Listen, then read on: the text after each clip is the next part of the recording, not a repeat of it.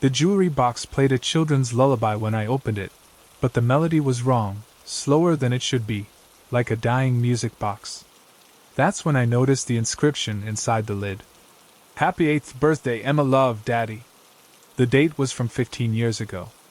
Mrs. Henderson smiled at me from behind her card table, counting the $5 bill I'd handed her. Beautiful piece, isn't it? My late husband was quite the collector.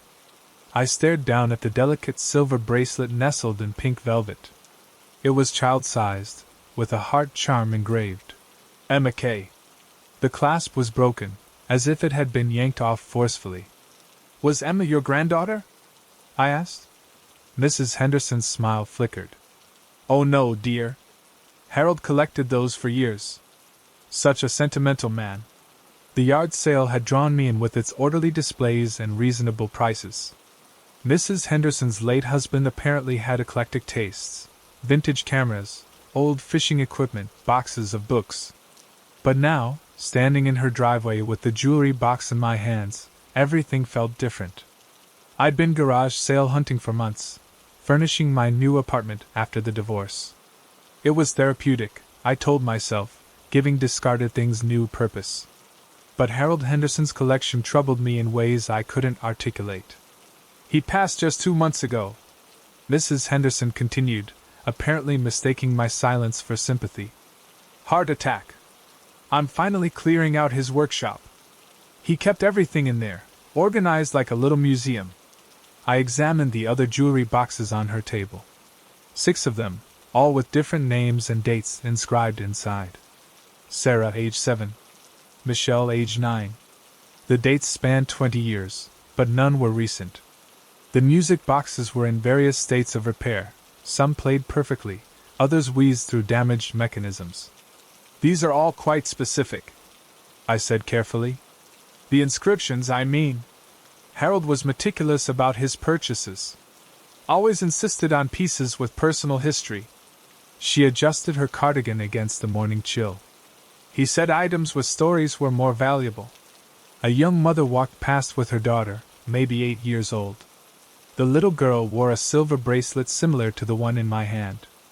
Mrs. Henderson's eyes followed them with an intensity that made my skin crawl. Mrs. Henderson, where exactly did your husband acquire these pieces? Estate sales, mostly. Online auctions. He had quite a network of dealers. Her voice carried a rehearsed quality, like she'd answered this question before. Would you like to see his workshop? I have much more interesting pieces back there. Every instinct told me to leave. But I thought about Harold Henderson, meticulously collecting children's jewelry for decades, and about Mrs. Henderson's eager invitation to see more. About the broken clasps and the 2 slow lullabies. Yes, I heard myself say. I'd like to see the workshop. She led me around the house to a converted garage. The overhead door was propped open, revealing floor-to-ceiling shelving systems that would make a librarian jealous. But instead of books, the shelves held boxes. Dozens of them, each labeled with dates and locations. Harold was very organized, Mrs. Henderson said proudly. Everything catalogued and cross-referenced. I approached the nearest shelf. The boxes were labeled things like Portland Elementary School March 2019 and Riverside Park Summer 2018. Each contained jewelry, hair accessories, small toys. Children's belongings. Mrs. Henderson, what exactly did your husband do for work? He was retired when we married. But he'd been in security for years. Worked at schools, community centers, places like that. She pulled down a box labeled Lincoln Middle School, October 2020. Inside were dozens of friendship bracelets, their bright colors faded. He said these reminded him of the children he'd protected over the years. I picked up a bracelet. It was handmade, the kind kids craft at summer camp. The beads spelled out, "Help me." My hands went cold. Mrs. Henderson, I think there's been a misunderstanding about what these items are. Oh, I don't think so, dear. Her voice had changed, losing its grandmotherly warmth. Harold was very clear about his collection. These were his trophies. I turned toward the driveway, but Mrs. Henderson had stepped between me and the exit.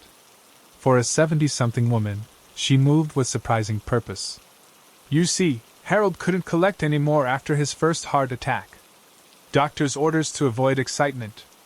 But he still wanted to share his passion with someone who would appreciate the effort that went into building such a comprehensive archive. I need to leave now. But you haven't seen the best pieces yet. The ones from the children who tried to run. She gestured toward a locked cabinet in the corner. Harold always said those were the most valuable. Fought harder for them, you understand. I edged toward the garage opening, but Mrs. Henderson pulled a cell phone from her pocket. I've already called my nephew Marcus. He helps me with the heavier lifting these days. Should be here any moment. The sound of a car door slamming echoed from the street. Mrs. Henderson smiled, that same pleasant smile she'd worn while selling me a murdered child's jewelry box. Marcus is quite strong. And he's always been interested in continuing Harold's work. Keeping the family business alive, so to speak. What I discovered next made me question everything I thought I knew about how monsters hide in plain sight. The footsteps approaching the garage were heavy, deliberate. But as they got closer, I heard something else. Sirens, distant but growing louder. Mrs. Henderson? A man's voice called from the driveway. Police are heading this way. 3 cars. Her face went white. That's impossible. No one knows about. About what, ma'am? The voice was closer now, and definitely not Marcus.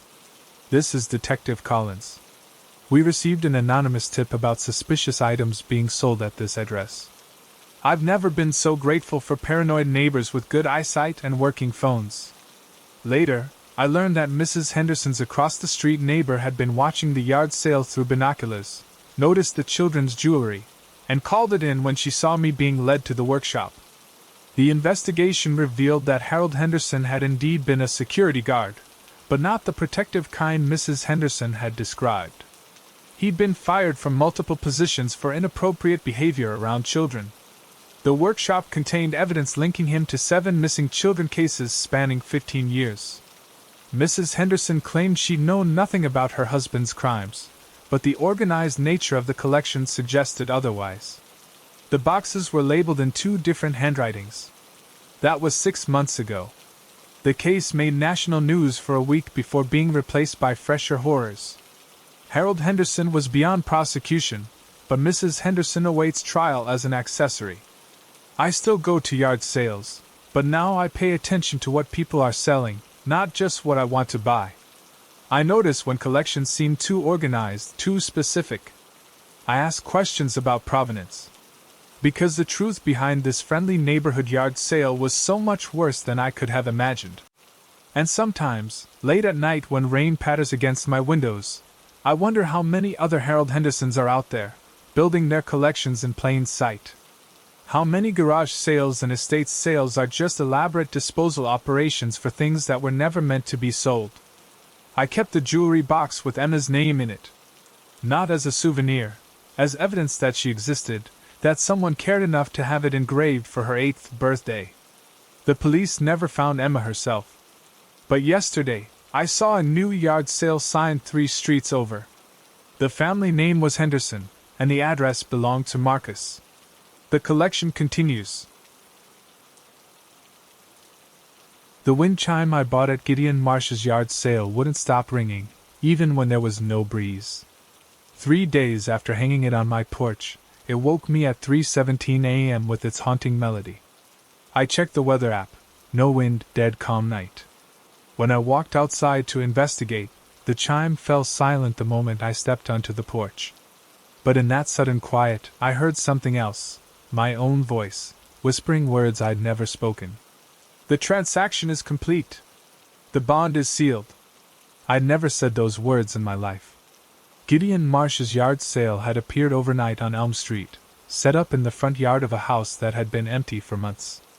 No signs advertised it, no tables organized the merchandise. Items simply sat scattered across the dead grass like debris from some cosmic garage explosion. The old man himself was equally disheveled, wild white hair, clothes that looked slept in, and eyes that seemed to track movement that wasn't there. But his merchandise was fascinating. Hand-carved figurines, vintage mirrors with ornate frames, books bound in leather I couldn't identify. Everything looked handmade, purposeful. "You have good taste," Gideon said when I picked up the wind chime. It was unlike anything I'd seen.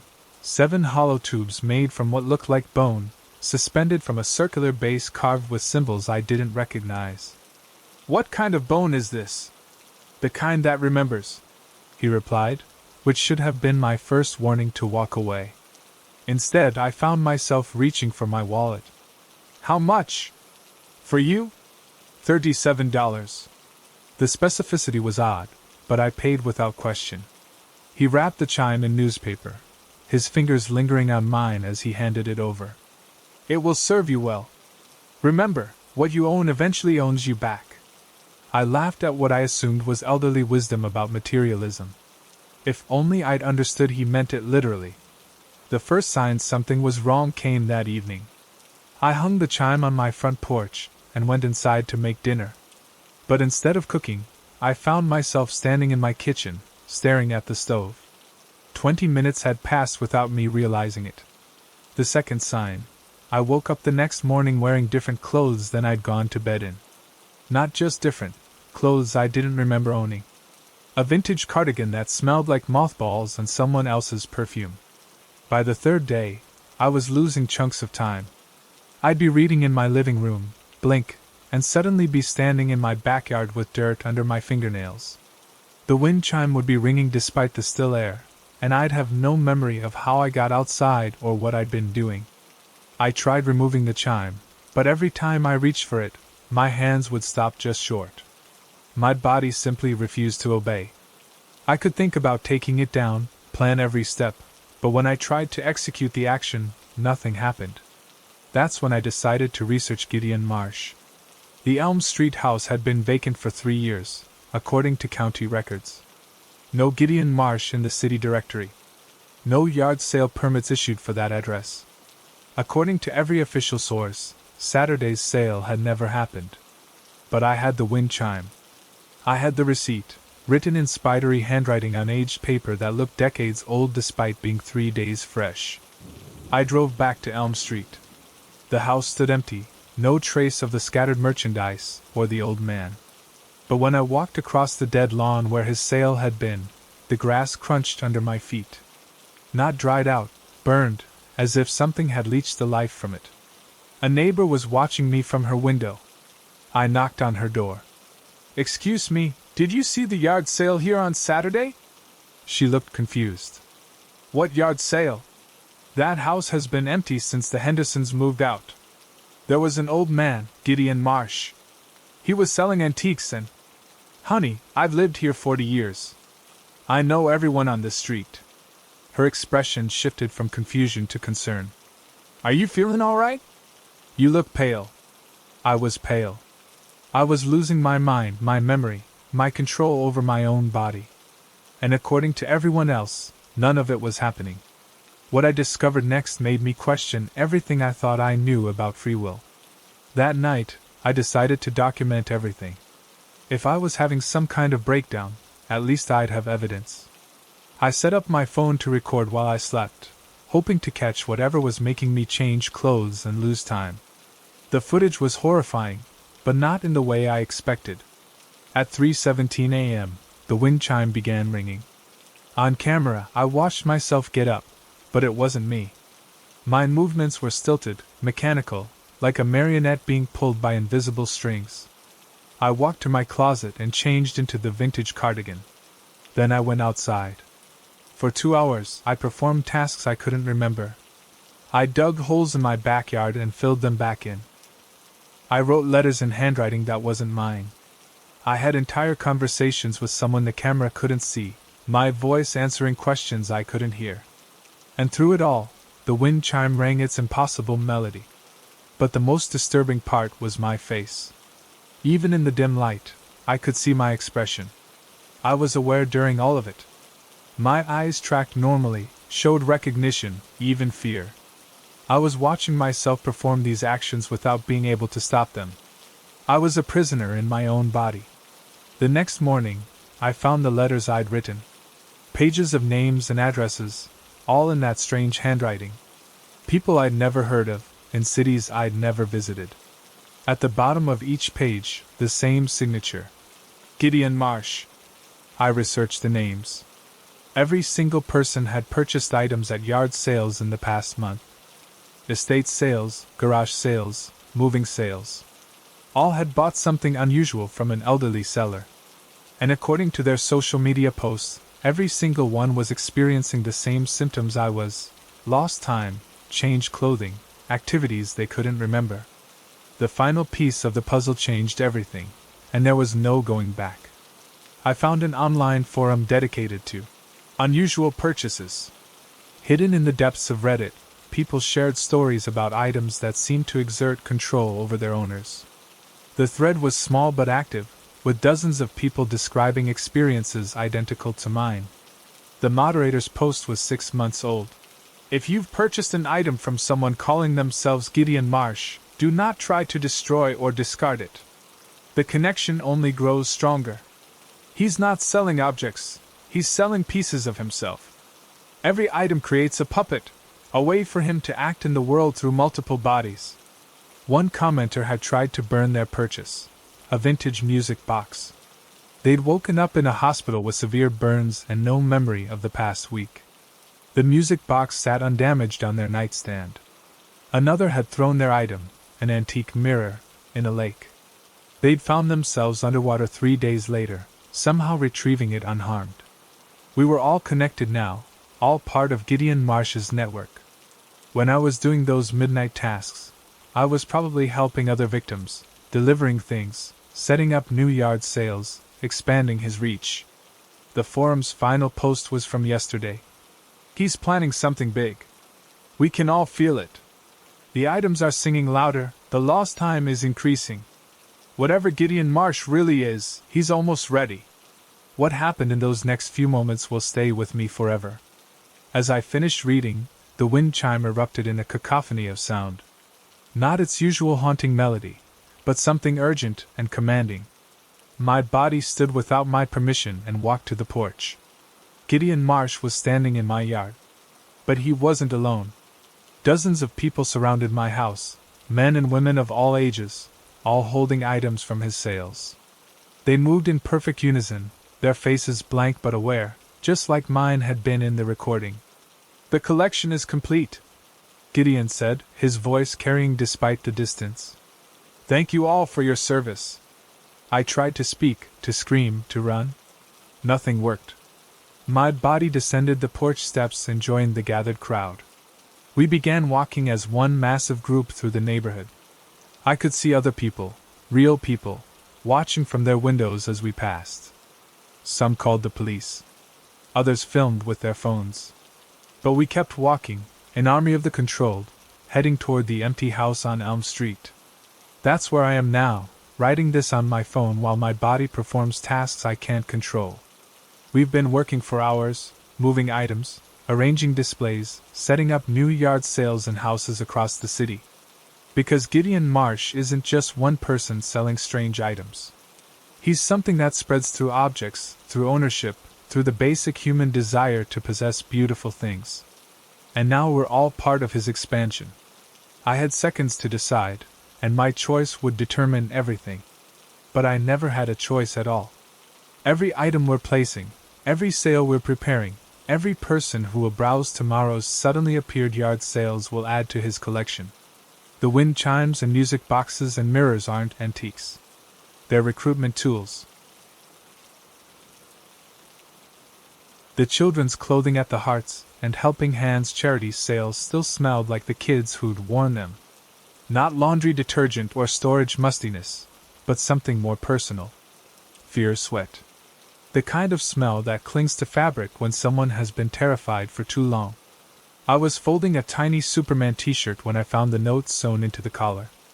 5 words in shaky child's handwriting. "Please help me find Mommy."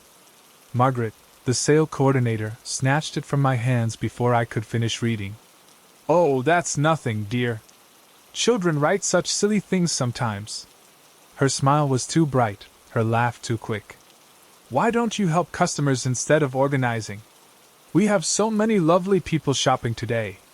But as I looked around the church parking lot, I realized something unsettling. Every single customer was a man. Alone. And none of them were browsing the books or kitchenware or electronics. They were all examining the children's clothes. I'd volunteered for Hearts and Helping Hands because the flyer made it sound perfect. A local charity helping displaced families, running yard sales to fund emergency housing and support services. As a teacher on summer break, it felt like meaningful work. The organization operated out of Riverside Community Church every weekend, selling donated items to raise money for families in crisis. Margaret Patterson, the founder, had an impressive background in social work and genuine passion for helping vulnerable populations. At least, that's what I'd believed for the past 3 weekends. The first red flag should have been the donation process itself. Unlike Goodwill or the Salvation Army, Hearts and Helping Hands only accepted items through scheduled pickups. No drop-offs at the church. Margaret personally coordinated everything, visiting donors' homes to collect items. We like to ensure quality and appropriateness, she'd explained when I asked about the unusual system. Plus, it lets us connect with families who might need our services. The second red flag was the pricing. Children's clothing was absurdly expensive, a toddler's dress for $40, a child's jacket for $60. When I mentioned the prices seemed high for a charity sale, Margaret's explanation made sense on the surface. These are specialty items, dear. Collectors pay premium prices for vintage children's clothing. We can fund weeks of assistance with just a few sales. But watching the customers today, I realized they weren't collectors. They were something else entirely. The third red flag was the guest book. Margaret insisted every customer sign in, collecting names, addresses, and phone numbers. For a yard sale. I'd never seen anything like it, but she claimed it was for tax purposes and donor thank you letters. Looking at today's entries, I noticed something disturbing. The same names appeared weekend after weekend. These weren't casual shoppers browsing for bargains. They were repeat customers with specific interests. And their purchases were always children's items. Excuse me. I approached Margaret as she rang up a man's purchase. 3 little girls' dresses and a child's coat. Why do we need customers' personal information for cash sales? Insurance requirements, she replied smoothly, not meeting my eyes. The church's policy for events on their property. But I'd helped organize other church events. There were no such insurance requirements. That's when I realized Margaret wasn't just the volunteer coordinator. She was managing inventory in ways that made no sense for a legitimate charity. Certain items, always children's clothing, always in specific size ranges, were set aside in boxes marked special orders. When I asked about the special orders, Margaret's demeanor shifted entirely. Some of our clients have very specific needs, Sarah. Families who've lost everything appreciate when we can provide exact matches for their children's sizes. Her tone was warning me not to ask more questions. But families receiving charity clothing would take whatever fit their children, wouldn't they? They wouldn't place special orders for exact sizes and styles. What I discovered next made me question everything I thought I knew about charitable giving. That evening, I looked up Hearts and Helping Hands online. Their website was professionally designed, filled with stock photos of smiling families and compelling stories about their mission. But when I dug deeper, the organization had no charity registration number, no financial transparency reports, no board of directors listed. The address listed for their headquarters was a post office box. I called the church to ask about their partnership with the organization. The receptionist seemed confused. Hearts and Helping Hands? I'm not familiar with that group. Let me transfer you to Pastor Williams. Pastor Williams was equally puzzled. We don't have any formal partnership with that organization. Margaret Patterson rents our parking lot for weekend sales, but she handles everything independently. Is there a problem? There was definitely a problem. I spent the night researching Margaret Patterson. No social work credentials I could verify. No history with legitimate charities. But I did find something else, a pattern of similar organizations that had operated briefly in other cities before disappearing. Always the same model: charity yard sales focusing on children's items, always run by a middle-aged woman with claimed social work experience. The next morning, I drove to the last address I could find for Margaret's actual residence. It was a storage facility.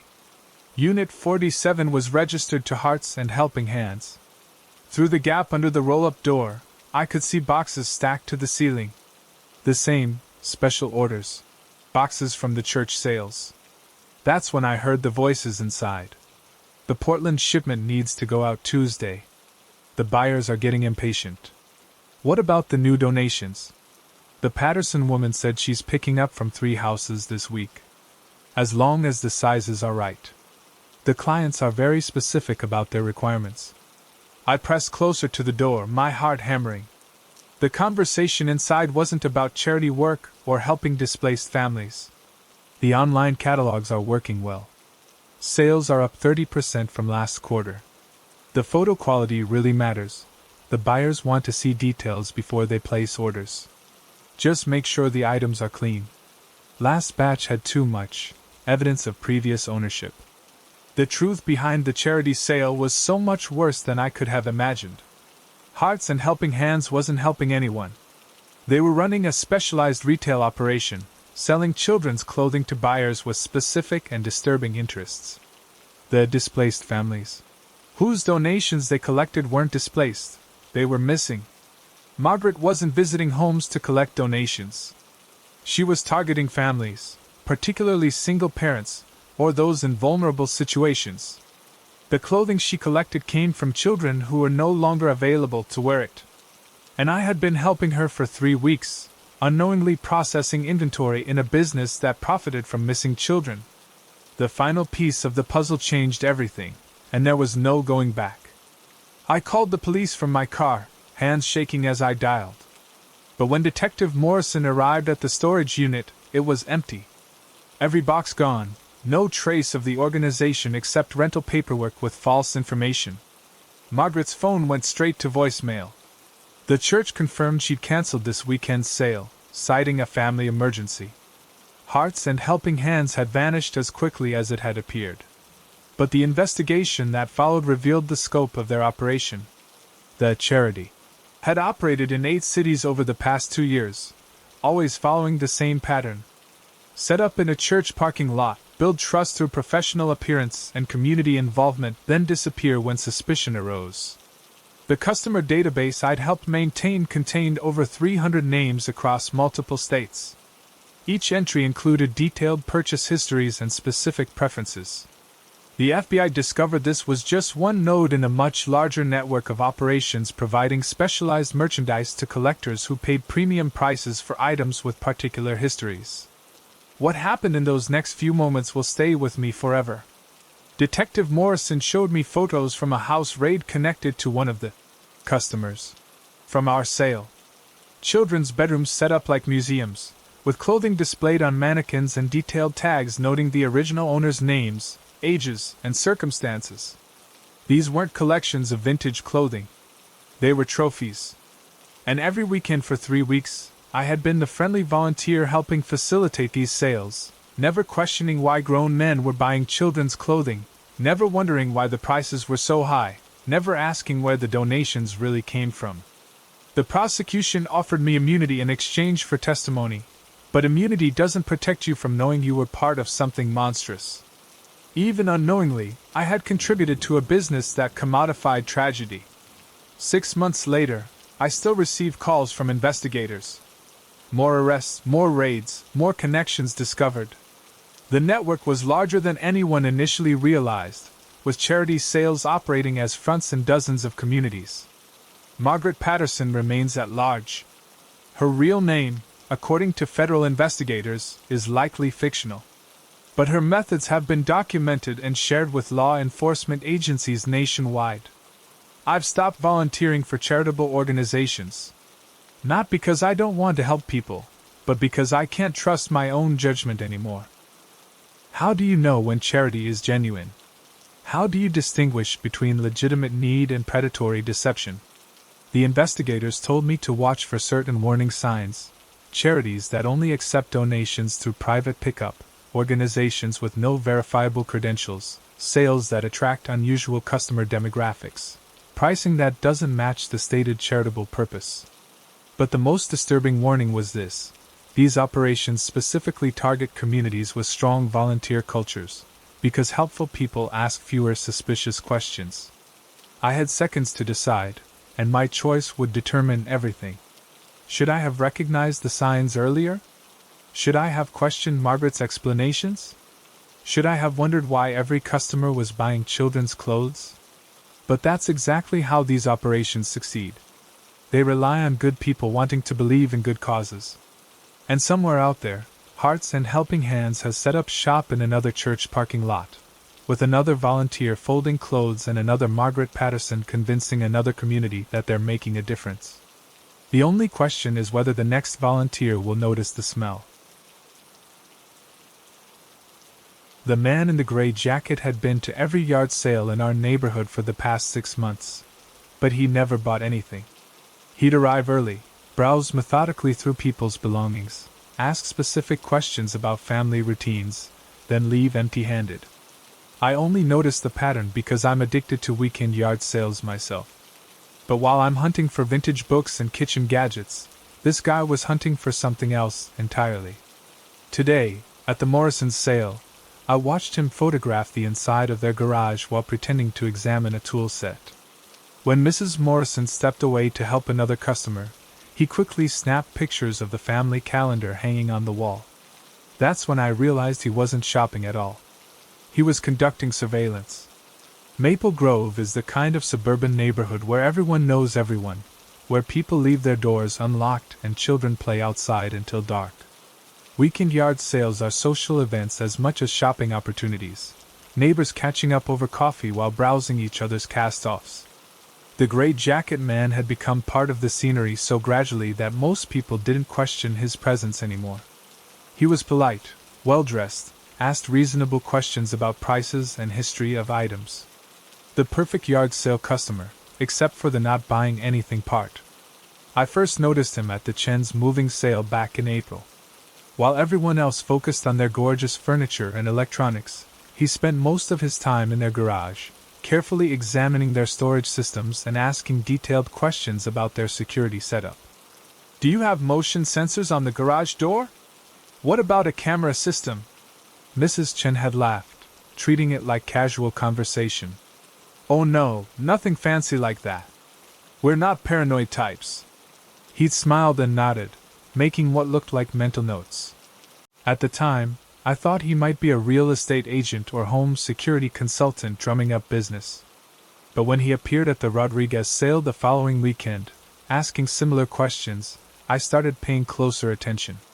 His routine was always the same. Arrive between 8:30 and 9 a.m., before the sales got crowded. Spend 15 to 20 minutes at each location, but never actually examining merchandise for purchase. Instead, he'd engage sellers in conversation about their homes, their schedules, their security measures. "Beautiful house. Do you work from home or are you out during the day? Such a quiet street. Do the neighbors look out for each other? I notice you don't have a security system. Do you feel safe here?" Questions that seemed like innocent small talk but followed a consistent pattern. The breakthrough came when I overheard him talking to Mr. Patterson at last weekend's sale. Patterson was selling tools before moving to assisted living, and Gray Jacket was asking about the house's layout. "Is this a 3-bedroom? Do you have a basement? What about garage access to the house?" But here's what made my skin crawl. Patterson had been talking about the move for months, mentioning repeatedly that the house would sit empty for at least 6 weeks while his daughter handled the estate sale. Gray Jacket Man wasn't just gathering general information. He was identifying opportunities. That's when I realized this wasn't casual curiosity, or even preparation for future sales calls. This was reconnaissance for break-ins. What I discovered next made me question everything I thought I knew about neighborhood safety. I decided to follow him after the Morrison sale. He walked 3 blocks to a white sedan parked on Oak Street, but instead of driving away, he sat in the car for 20 minutes, typing on a tablet and occasionally looking back toward the houses he'd visited. From my position behind a bus stop, I could see him working with what looked like a spreadsheet or database, inputting information systematically. This wasn't amateur hour burglary research. This was professional-level intelligence gathering. When he finally drove off, I memorized his license plate and went home to do some research. The plate belonged to a rental car company. Dead end there, but it confirmed this wasn't a local resident with innocent interests. I spent the evening mapping out every yard sale he'd attended, cross-referencing with neighborhood crime reports. What I found was chilling but not yet actionable. 3 houses he'd visited had been burglarized within 2 months of his attendance, but all while the families were out of town, exactly when they'd mentioned being away during his casual conversations. The Patterson house, empty since his move to assisted living, had been broken into just 4 days ago. The thieves had avoided every security measure Patterson had mentioned having and had targeted exactly the items he'd discuss selling later. But the most disturbing discovery came from our neighborhood's Facebook group. I searched through months of posts and found something that made my blood run cold. Multiple residents had mentioned the friendly man in the gray jacket who'd shown such interest in their yard sales. Several described him as a potential new neighbor scoping out the area. But they'd also unknowingly provided him with detailed intelligence. Posts about upcoming vacations, work schedules, recent purchases, family routines. Information that would be invaluable to someone planning break-ins. And then I found the posts about the recent burglaries. Every single victim had mentioned gray jacket man visiting their yard sale in the weeks before the crime. I called the police non-emergency line to report the pattern. Detective Rodriguez was polite but skeptical. "You're saying this man comes to yard sales but doesn't buy anything? That's not illegal, ma'am. And you can't prove he's connected to the burglaries. But the timing is circumstantial. We need evidence of actual criminal activity." She was right, legally speaking. But I knew what I'd observed. This man was using our neighborhood's friendliness against us, turning our yard sales into intelligence-gathering operations. The truth behind his frequent visits was so much worse than I could have imagined. Last Saturday, Gray Jacket Man didn't show up for the Williams sale, or the Foster's moving sale. After 6 months of perfect attendance, he'd disappeared. At first, I felt relieved. Maybe he'd moved on to another neighborhood, maybe someone else had reported him and he'd gotten spooked. But Sunday evening, my relief turned to horror. The Williams house was broken into while they were at their daughter's graduation ceremony, an event Mrs. Williams had mentioned during Saturday's sale. The thieves knew exactly where the family kept their valuables, avoided the motion sensor in the hallway that Mr. Williams had casually mentioned, and escaped through the garage door that gray jacket man had spent so much time examining. That's when I realized his absence from Saturday's sale wasn't because he'd moved on. It was because he'd already gathered all the intelligence he needed for this particular job. I called Detective Rodriguez again, but the break-in had just happened and she couldn't talk. So I drove to the Williams house myself, arriving as the police were finishing their investigation. Mrs. Williams was standing in her driveway, crying while giving her statement to an officer. "I just don't understand how they knew so much about our house. They avoided every security measure, knew exactly when we'd be gone, even knew where we kept my grandmother's jewelry." The officer taking notes looked up. "Had you mentioned your plans to anyone recently? Posted anything on social media?" "Just the yard sale yesterday. But that was just neighbors and—" She stopped, her face going pale. "There was a man in a gray jacket. He asked a lot of questions about our schedule, about the graduation ceremony." The officer suddenly became very interested. "Can you describe this man?" But I already knew the description would match dozens of other accounts from yard sales across our neighborhood. The final piece of the puzzle changed everything, and there was no going back. When Detective Rodriguez finally called me back, her tone had completely changed. "We need to talk. Can you come to the station tomorrow morning?" The investigation had revealed something far worse than random burglaries. Gray Jacket Man was part of an organized operation that had been working neighborhoods across 3 counties for over 2 years. They used yard sales as cover for systematic intelligence gathering, building detailed profiles of targets before coordinating break-ins. Your neighborhood isn't there first, Rodriguez explained. We've found similar patterns in Westfield, Thornberry, even parts of downtown. Someone attends yard sales regularly, builds relationships with residents, gathers intelligence, then disappears right before a series of coordinated break-ins. The operation was sophisticated beyond anything I'd imagined. They maintained databases of target homes, family schedules, security systems, valuable items, and optimal timing for crimes. Yard sales provided perfect cover because people voluntarily shared personal information while feeling completely safe in their own neighborhoods. We estimate they've hit over 40 homes using this method.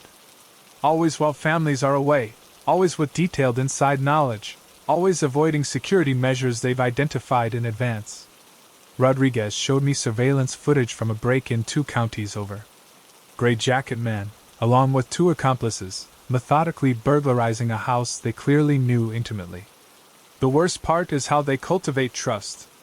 People remember him as that nice man who was so interested in their yard sale. They never suspect he was actually casing their homes. What happened in those next few moments will stay with me forever. Detective Rodriguez handed me a thick folder filled with photos from other neighborhoods they'd targeted. Dozens of images of Gray Jacket Man at yard sales, always engaging in the same conversations, always asking the same questions, always building the same intelligence profiles.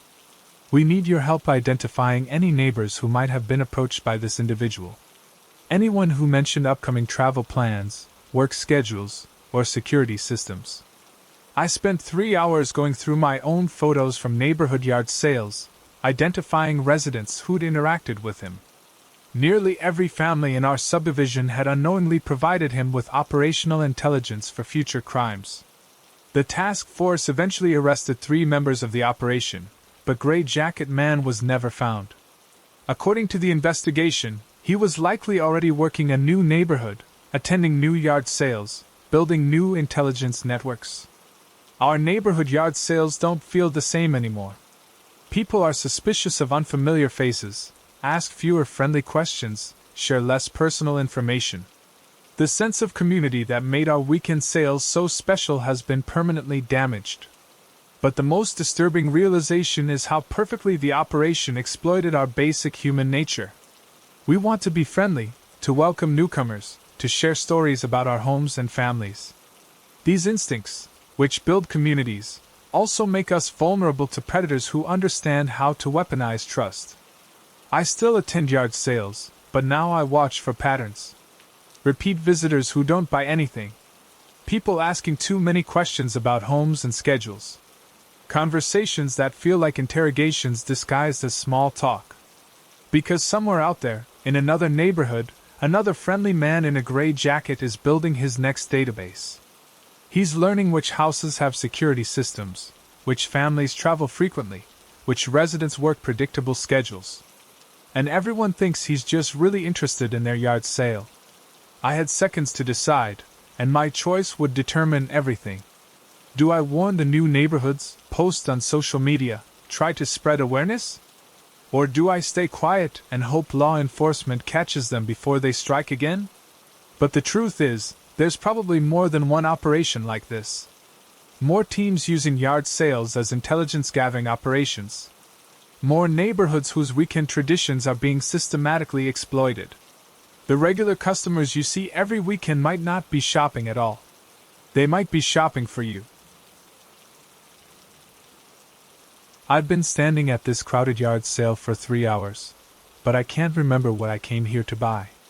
Every time I try to focus on a specific item, my thoughts scatter like leaves in the wind. The crowd presses against me from all directions, voices blending into white noise, hands reaching over and around me to grab things that might or might not belong to them. When I check my pockets for my wallet, I find someone else's driver's license. The photo looks like me, but the name is wrong. The address is wrong. Even the birthday is different. I look up to ask someone for help, but I can't remember who I was planning to ask or what question I wanted to voice. That's when I realize I'm not even sure which belongings on these tables are mine. The Riverside Community Centers. Everything must go. Sale was supposed to be the biggest yard sale in county history. Over 200 families contributing to a massive fundraising event, spread across the center's entire parking lot and soccer fields. The advertisements promised thousands of items, unbeatable prices, and something for everyone. What they didn't mention was how easy it would be to lose yourself completely. I'd arrived at 7 a.m. when the gates opened, part of the early bird crowd hoping to find the best deals before serious collectors showed up. But the moment I stepped onto the grounds, something felt wrong. Not dangerous, exactly, but disorienting. Like walking into a familiar room and finding all the furniture rearranged. The sale was organized in sections: electronics, clothing, furniture, books, but the boundaries seemed fluid. Tables overflowed into walkways, creating a maze of merchandise that shifted every time you looked away. Vendors moved things constantly, rearranging displays, switching price tags, relocating entire sections without any apparent system. And the crowd. So many people that individual faces blurred together. Conversations overlapped until words lost meaning. People bumped into each other, apologized to the wrong person, picked up items that others had been examining. The normal etiquette of yard sale shopping had completely broken down. I'd been looking for a coffee table when I first noticed the memory problems. Simple things, like forgetting whether I'd already checked the furniture section or whether I'd spoken to a particular vendor. But as the morning progressed, the gaps became more serious. Standing in the book section, I couldn't remember what types of books I enjoyed reading. Looking at kitchen items, I had no idea what appliances I already owned. When someone asked if I was in line, I couldn't remember what I was waiting for. The strangest part was how normal everyone else seemed. They browsed methodically, made purchases, chatted with vendors. But when I tried to engage in conversation, people would look at me blankly, as if they couldn't quite place why I was talking to them. "Excuse me, have you seen any coffee tables?" "Coffee tables?" The woman looked confused. What was I looking for again? She wandered away without finishing the conversation, leaving me standing alone among boxes of someone else's discarded memories. That's when I checked my pockets and found the wrong ID. What I discovered next made me question everything I thought I knew about identity. The driver's license belonged to someone named David Chen, age 34, living at an address I'd never heard of. But the photo was definitely my face. Not similar, identical. Down to the small scar on my left eyebrow and the way my hair fell across my forehead. I rushed to the information booth where volunteers were managing vendor assignments and lost and found items. The teenage girl behind the table looked at me with glassy, unfocused eyes. "I think there's been some kind of mix-up with IDs," I explained, showing her the license. She stared at it for a long moment, then looked at my face. "This looks right to me. Is there a problem, Mr. Chen?" "That's not my name." I stopped. What was my name? For a terrifying moment, I couldn't access the information. It felt like reaching for a word in a foreign language you almost knew. "Are you feeling all right?" the volunteer asked. "You look confused. I think I need to sit down." She pointed toward a rest area with folding chairs and water stations. As I walked away, I heard her talking to another volunteer. Another one. That's the third person today who seemed confused about their identity. The event coordinator said it's normal for large sales. People get overwhelmed, disoriented. Too much stimulation. But this wasn't normal disorientation. This was something else entirely. I sat in the rest area and tried to inventory what I knew about myself. My name was... The information felt slippery, like trying to hold water. I lived at, again, nothing solid. I worked as a complete blank. But I could remember the yard sale perfectly. Every vendor I'd spoken to, every item I'd examined, every conversation I'd overheard. It was as if the sale had somehow replaced my actual memories with a detailed catalog of other people's discarded belongings. Around me, other people sat in similar states of confusion. A middle-aged woman clutched a purse that clearly wasn't hers, checking and rechecking its contents. A man in his 60s held someone else's keys, pressing the buttons on a car remote and looking around for a vehicle that would respond. I approached the woman. "Are you having trouble remembering things?" She looked at me with relief. "I can't remember why I came here. I know I was looking for something specific, but every time I try to focus on it, I think about all these other things instead. Things that aren't mine." "What kind of things?" "Children's toys. But I don't have children. Kitchen utensils for recipes I've never cooked. Books and languages I don't speak." She opened the purse. "Even this wallet has someone else's credit cards, but they feel familiar somehow." The truth behind the massive sale was so much worse than I could have imagined. I spent the next hour talking to confused visitors in the rest area. Everyone reported the same symptoms: progressive memory loss about their personal lives, combined with intrusive knowledge about items for sale and other people's belongings. But the pattern went deeper than simple confusion. People were somehow absorbing the histories of objects they touched, while losing access to their own memories. The woman with the purse could describe in detail the life of its previous owner, a teacher named Patricia who collected vintage postcards and had 2 cats named Oscar and Felix. But she couldn't remember her own pet's name. The man with the keys knew everything about the car they belonged to, a 2018 Honda Civic with 47,000 miles, recently serviced, owned by someone who commuted to a downtown law firm. But he couldn't recall what kind of car he'd driven to the sale. I tested the theory by picking up items from nearby tables. A coffee mug triggered a flood of memories about morning routines that weren't mine. A photo album filled my mind with family stories about people I'd never met. Each object seemed to carry the emotional imprint of its previous owner, and somehow these imprints were replacing my own memories. But why wasn't this affecting everyone? Why did some people shop normally while others lost themselves completely? The answer came from the volunteer I'd spoken to earlier. During a brief moment when her eyes cleared, she grabbed my arm. "It's not random," she whispered urgently. "The people who get confused, they're all here alone. No family, no friends to anchor them. The sale does something to isolated people." "Does what exactly?" "Processes them. Takes their memories and redistributes them into the objects. Every item carries pieces of someone who touched it. But you need social connections to resist it. People in groups remember each other, stay grounded." Her eyes went glassy again. "I'm sorry, what were we talking about?" The final piece of the puzzle changed everything, and there was no going back. I found the event coordinator's trailer behind the community center. Inside, monitors displayed feeds from security cameras positioned throughout the sale. But these weren't normal surveillance cameras. They were tracking individual shoppers, monitoring their interactions with objects, measuring something the readouts called memory displacement. The coordinator was a thin man in his 50s who looked up when I entered without seeming surprised to see me. "David Chen," he said, reading from his monitor. "Memory displacement at 73% and climbing. Social isolation index, maximum. Excellent candidate for full processing. What is this place?" "Efficiency, Mr. Chen.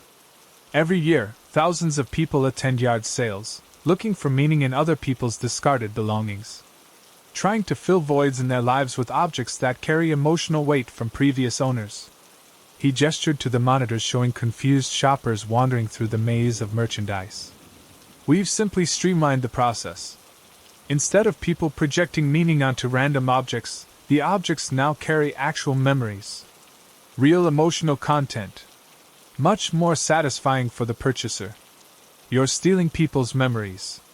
We're recycling them. Look around, everyone seems happy. The buyers get items with genuine emotional resonance. The objects get new life with people who will truly appreciate their histories. And the people you steal from are given new identities better suited to their role as contributors to our inventory." He smiled. "Don't worry, David. Your memories will bring joy to dozens of future customers. Your coffee table search will become someone else's success story. What happened in those next few moments will stay with me forever." I tried to run, but the trailer door wouldn't open. My legs felt heavy, unresponsive. On the monitors, I could see other processed individuals wandering the sale aimlessly, their personal histories now embedded in the merchandise they'd touched. The integration is almost complete, the coordinator said. In a few minutes you'll be much happier. No more searching for identity in other people's belongings. You'll become part of the inventory itself. But something was fighting the process. Not my memories, those were almost gone. Something else. The driver's license in my pocket. David Chen's life, somehow more real than my fading recollections. Interesting. The coordinator frowned at his readings. You're integrating with your replacement identity instead of dissolving completely. That's not supposed to happen. Through David Chen's memories, I understood what the sale really was. A processing center that had operated for years, moving from town to town, converting isolated individuals into inventory for collectors who paid premium prices for objects with authentic emotional resonance. I had seconds to decide, and my choice would determine everything. David Chen's memories included knowledge of the coordinator's security protocols. While my original identity dissolved completely, his experiences guided my hands to the emergency shutdown controls. Alarms blared as the memory displacement systems powered down. Throughout the sale, processed individuals suddenly stopped wandering and looked around in confusion, fragments of their original selves beginning to resurface. But I wasn't among them. David Chen's identity had fully replaced whatever I'd been before. I could remember his childhood, his job, his apartment at the address on the license. My original self was gone completely, absorbed into the inventory system. The coordinator fled as emergency responders arrived. The sale disbanded, leaving behind thousands of objects now carrying partial memories from the people who'd been processed over the years. Those items were donated to charity shops across the region. And now, every weekend, I visit yard sales and thrift stores, looking for pieces of myself. Objects that might contain fragments of my original identity. Because somewhere out there, in someone else's discarded belongings, are the memories of who I used to be. The system is gone, but its inventory remains scattered across countless sales. I buy everything that feels familiar, hoping to piece together my lost self. But I can never be sure which memories are real. Thanks so much for watching. I can't express enough how much your support means. The likes, the comments, it all really helps the channel grow. If you enjoyed the video, make sure to hit that like button and share your thoughts in the comments below. I always take the time to read them. And don't forget to subscribe so you never miss out on any new videos. See you next time.